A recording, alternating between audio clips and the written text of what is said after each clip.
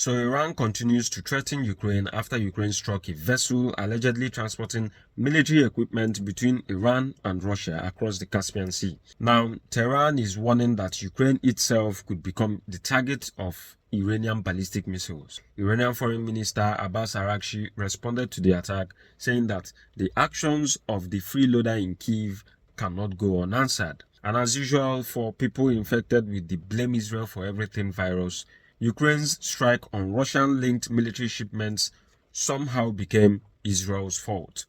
It takes a remarkably warped mindset to find a way to blame Israel for literally everything. Was it also Israel that told Russia to sink a Guinea-Bissau flagged ship carrying Ukrainian grain? If you haven't been following the story, this comes after Ukrainian long-range drones carried out a major operation on July 25, 2026, striking multiple vessels and an offshore oil platform in the Caspian Sea. The operation reportedly targeted logistics routes being used to move military hardware between Iran and Russia. Iran's state news agency IRNA insists the vessel was an ordinary civilian merchant ship. Ukraine says otherwise. According to Ukrainian officials, the ship was transporting drone and missile components intended for Russia's war effort. Now, let's assume Iran decides to retaliate. Its most practical option would likely be the long-range Shahid 136 drones, which have an estimated range of around 2,500 kilometers.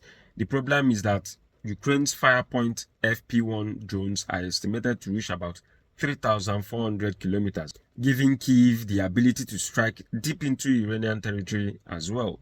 And while Iran can certainly launch dozens of drones in a single day, Ukraine has repeatedly demonstrated the capacity to launch hundreds of long-range drones against Russia. Iran has never had to defend against drone attacks on that scale, or anything else for that matter. Of course, Iran also possesses long-range ballistic missiles such as the Khorramshahr 4 and the Sigil. But there's another problem. To reach Ukraine, those missiles would have to fly over the territory of other sovereign states, including countries such as Turkey and Armenia, creating significant political and military complications that doesn't exist when Iran targets adversaries much closer to home. This is a situation worth watching closely because if Iran follows through on its threats, this conflict may no longer remain confined to Russia and Ukraine. Think sharper.